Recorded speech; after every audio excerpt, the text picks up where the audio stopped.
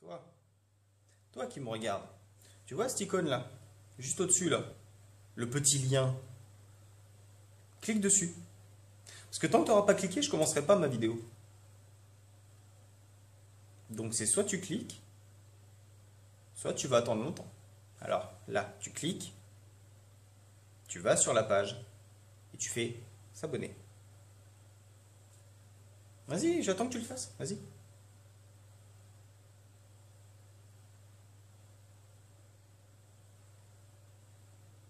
Tu veux pas? Je peux attendre longtemps comme ça, hein. Allez, vas-y, clique.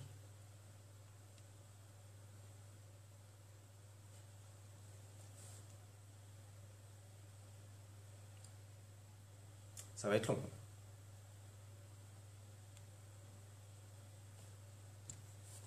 Tu veux pas soutenir un nouveau youtubeur? Allez, clique. Fais-le pour lui, il te remerciera, il te donnera 10 euros. Il l'a dit en plus, il l'a dit sur Facebook, il donnera 10 euros à tous ceux qui mettront qui cliqueront sur sa page et qui s'abonneront. Allez, vas-y, fais un effort.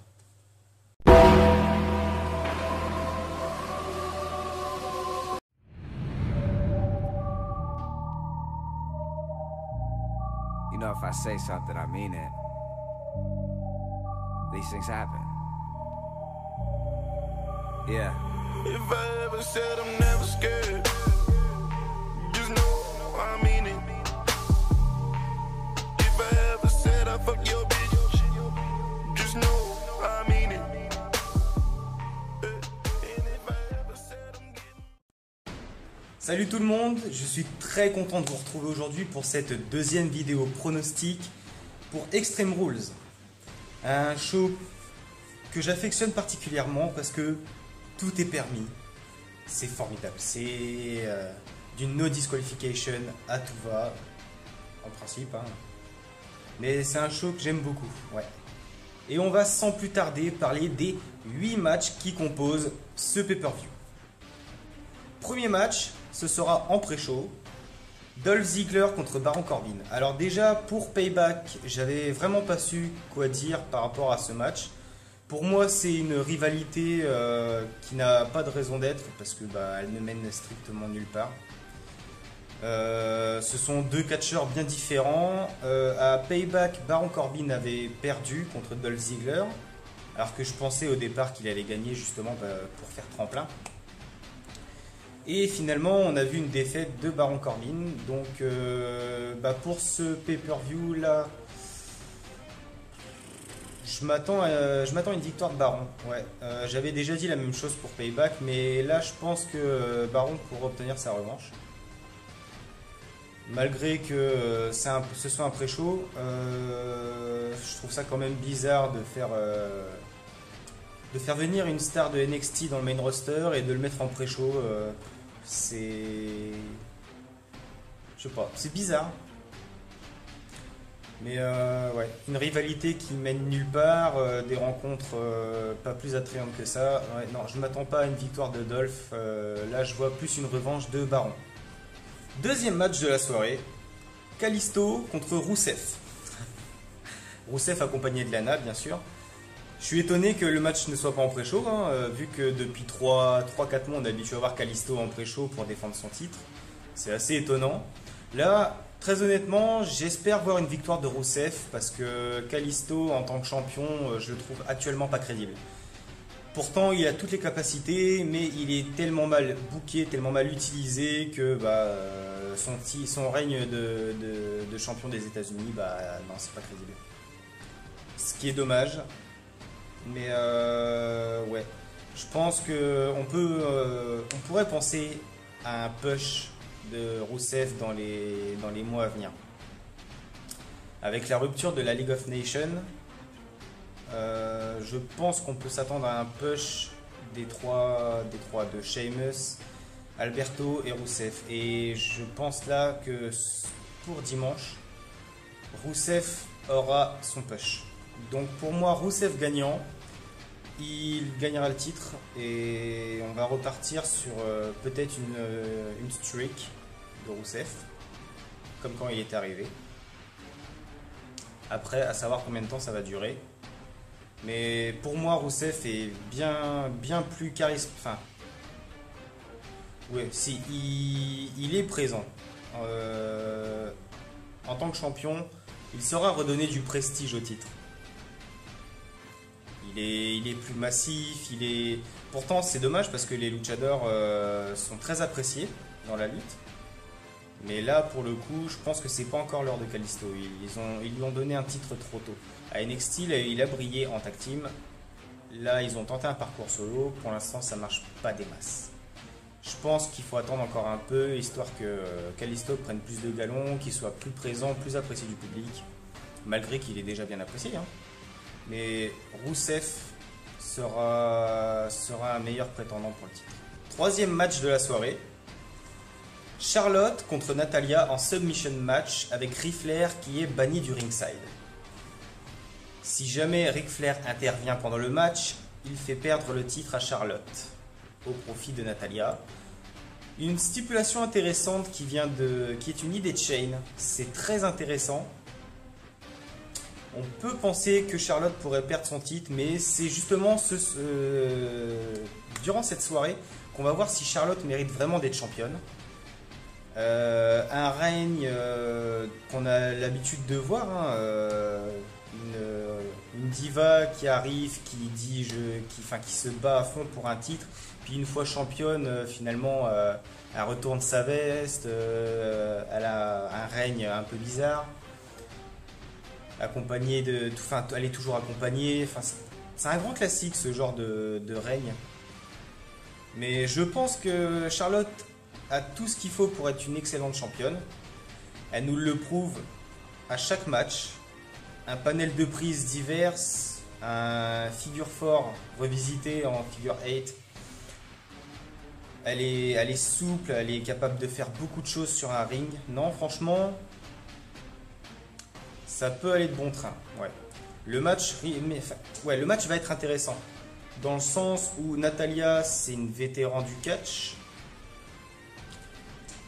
Elle a appris le catch dans le donjon des Hart, nièce de Bret Hart. Ça va être pas mal. Bon, on aura forcément un remake, je pense, de Payback. Mais je pense pas qu'on sera déçu de ce match-là. Mais on peut tout prévoir, hein. Avec la WWE, on ne sait jamais à quoi s'attendre. Peut-être qu'ils vont faire gagner Natalya. Parce qu'avec les dernières rumeurs, on pourrait penser que Charlotte va perdre, vu que apparemment il voudrait remettre Paige sur le circuit et faire une rivalité de très longue durée entre Paige et Charlotte, ce qui pourrait être très intéressant vu la capacité des deux divas. Ou alors Charlotte garde le titre, il y aura quand même la rivalité entre Paige et Charlotte, et justement pour un enjeu capital qui serait le Women's Championship. Donc, match qui va être intéressant, je pense. La révolution des divas commence à prendre de l'ampleur. Ça devient intéressant. Après, c'est sûr que pour l'instant, on voit toujours les mêmes divas à l'œuvre. Hein. C'est dommage parce qu'avec tous les nouveaux talents qui sont arrivés, on va dire qu'ils ne sont pas très inspirés. Mais bon, sinon, je pense pour ce match, une victoire de Charlotte. Sachant que déjà, elle va établir un nouveau record. La première diva à être présente à 11 pay-per-view consécutifs.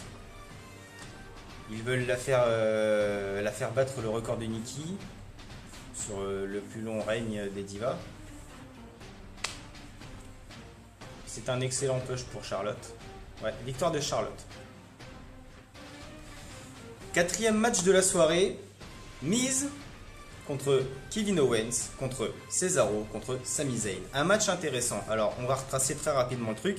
Miz qui a gagné le titre intercontinental aux dépens de Zack Ryder, qui l'avait gagné à WrestleMania dans le ladder match. Titre récupéré le lendemain de WrestleMania à Raw. Après, Kevin Owens qui vient revendiquer son titre du fait qu'il ne l'a pas perdu parce qu'il n'a pas subi de tombée ou quoi que ce soit.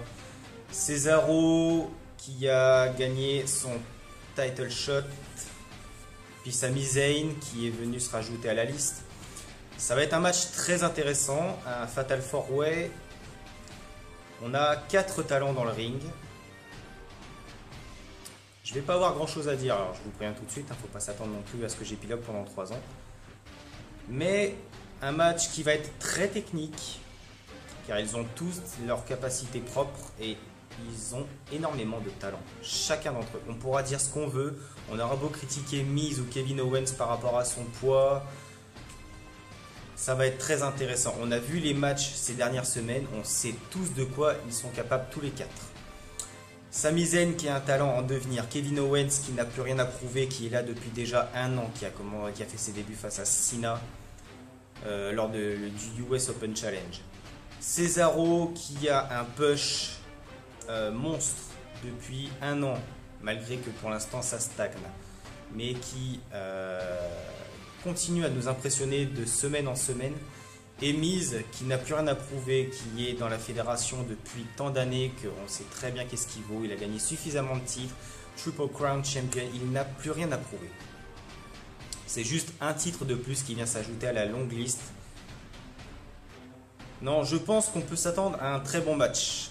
Alors pour le coup, ça va être difficile de donner un gagnant. Ils méritent tous les 4 le titre. Je pense pas qu'on verra Sami Zayn gagner. Faut que la fédération lui donne un peu plus d'expérience dans le main roster, malgré qu'il s'est déjà démarqué à NXT, il a déjà été champion. Non, j'aimerais une victoire de Cesaro, mais je pense que Miz va garder son titre. Et ça va être, il y aura un segment longue durée, je pense, entre ces 4-là pour le titre intercontinental. Mais pour le coup, à Extreme Rules, je vois une victoire du Miz. Sans conteste. Ouais. 5e match, un tag team match. The New Day contre The Vaudevillains. Pour les WWE Tag Team Championships. Le tournoi étant terminé, on n'a malheureusement pas eu de finale correcte, ce qui est dommage, avec la blessure de Enzo Amore, qui a quand même pris un sacré choc contre le ring après une projection dans les cordes. Du coup, Vaudevillain gagnant par forfait, hein. C'est dommage. Mais je pense que malgré tout, ça pourrait donner un très bon match pour Extreme Rules. On sait de quoi ils sont capables. Malheureusement, je ne sais pas s'ils vont gagner parce que j'ai lu une info qui disait que Vince McMahon n'aimait pas du tout, mais pas du tout les personnages des Vaudevillains. Il les trouve ridicules à souhait. Et c'est dommage. Parce que on sait de quoi The Vaudevillains ils sont capables. Ils ont gagné les titres à NXT contre les Lucha Dragons. Je ne sais pas si on va voir une victoire des Vaudevillains. C'est vrai que ça nous changerait de voir une nouvelle équipe gagnante. Ça fait un moment déjà que les New Day sont champions. Je ne saurais même pas redire depuis quand ils sont champions. Ça fait tellement longtemps. Mais ça va être un match très technique. On a affaire à 4 colosses. Ouais, j'ai dit 4 colosses, ouais. Malgré que les Vaudevillains ne soient pas aussi massifs que Biggie. Mais on a affaire à 4 très bons lutteurs, dont un vétéran qui est Kofi Kingston. Malgré tout, je pense qu'on peut espérer une victoire des Vaudevillains. Mais à contrario, les New Day resteront champions. Donc, si je dois trancher, par rapport à ce que moi j'aimerais, je voudrais les Vaudevillains champions. Mais si je dois faire par rapport au feu d'actuel et à la logique, les New Day garderont les titres à Extreme Rules. 6e match de la soirée. Dean Ambrose contre Chris Jericho dans un Asylum Steel Cage match. Alors, l'Asylum Steel Cage match, pour ceux qui ne sauraient pas qu'est-ce que c'est exactement, c'est un concept qui a été repris à la TNA qui est le Lethal Lockdown. match, d'ailleurs qui est lui-même, que ce match-là est un concept qui a déjà été repris par ailleurs à la CZW. En gros, c'est pour résumer très simplement, c'est un Extreme Rules dans un Steel Cage. Alors déjà que le Steel Cage est un match super violent, imaginez un Extreme Rules dans un Steel Cage, deux types de violence extrême réunis en un seul match. C'est rien de plus captivant. Mais je vais pas parler de ce match-là longtemps parce que j'avais déjà tout dit dans ma première vidéo pronostic. C'est une feud qui aurait dû démarrer il y a déjà très longtemps. On a affaire à deux timbrés. L'animosité est à son paroxysme entre les deux, hein, entre le Ambrose Asylum qui avait remplacé le Highlight Reel. Enfin, des petits détails qui ont envenimé le segment entre les deux. Je pense qu'on peut s'attendre à un excellent match. Pour le coup, on peut s'attendre à une revanche de Dean Ambrose. Après avoir perdu son match à Payback contre Chris, je pense que le Lunatic Fringe peut gagner ce match. Il est chez lui, il sait comment gérer son match. Voilà, donc victoire de Dean Ambrose. Et du coup, on aura le droit à la belle au prochain pay-per-view entre les deux. Mais victoire de Dean Ambrose pour Extreme Rules. Avant-dernier match de la soirée, un tag team match de club contre les Usos. Alors, on connaît déjà les Usos, on sait de quoi ils sont capables, hein. Ils viennent d'une grande famille de Samoan, ils sont très agiles, très vifs, ils sont jeunes, ils en veulent, ils sont capables de tout. Et en face, on a Karl Anderson et Luke Gallows. Alors, Luke Gallows, on le connaît déjà depuis longtemps, il a incarné le personnage de Festus, il y a de ça pas mal d'années, il y a 8-10 ans. On sait que c'est un bourrin en toutes circonstances. Le personnage qu'il incarne, Luke Gallows, était déjà présent du temps de la Straight Edge Society. Là, il est accompagné de Karl Anderson, un tag team assez bourrin. Durant les semaines qui viennent de passer, on a pu voir de quoi The Club était capable à Raw. Ils prennent un peu en traite, je les trouve un peu lâches. Mais autrement, ils ont un charisme fou sur le ring. Ils sont présents, ils sont bourrins, ils ont des bonnes prises. On peut s'attendre à un très bon match entre les deux tag teams. Et d'ailleurs, je pense même que ce match à Extreme Rules sera déjà décisif pour l'une des deux équipes, voire même pour les deux. Il y en a une qui sera mise en avant et une qui sera mise de côté. Malgré qu'il y ait une affiliation des deux équipes avec Roman Reigns et AJ Styles, je pense qu'il y en aura une qui se verra donner un push et l'autre qui sera légèrement mis de côté ou utilisé pour du soutien. Donc, de mon point de vue, victoire de The Club. Et ce sera un match tremplin pour cette équipe. Victoire de The Club. Dernier match, main event de la soirée. Roman Reigns contre AJ Styles en Extreme Rules. Alors, j'avais déjà tout dit dans ma première vidéo pronostic sur Payback. Je vais pas me répéter.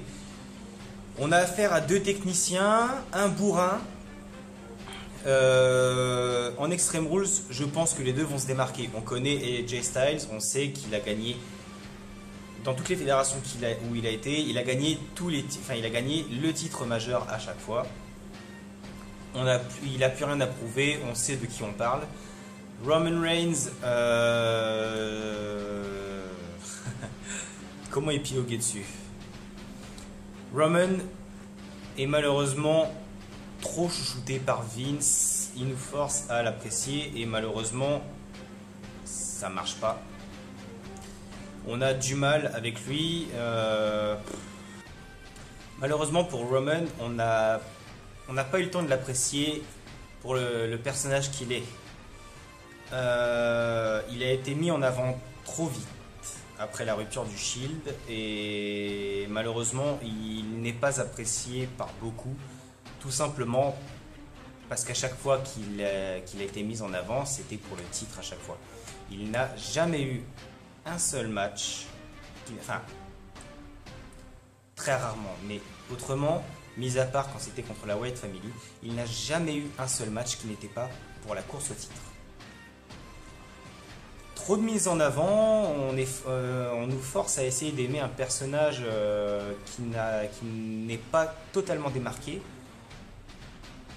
Je pense que le personnage de Roman aurait été plus apprécié, par exemple, dans l'Attitude Era, avec des lutteurs comme Big Boss Man, comme Perry Saturn, enfin des powerhouse qui correspondent plus ou moins à Roman.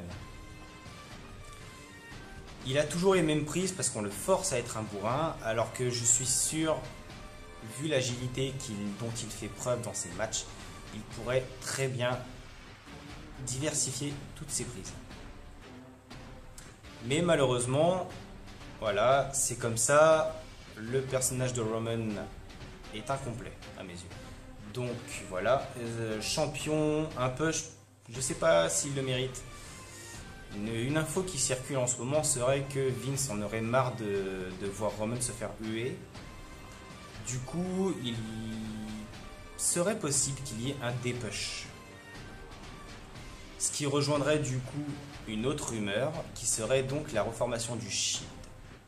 Pour ça, il faudrait que Seth Rollins revienne. Et c'est marrant parce que du coup, il y a encore une rumeur qui dit que Rollins devrait revenir à Extreme Rules, tout comme Bray.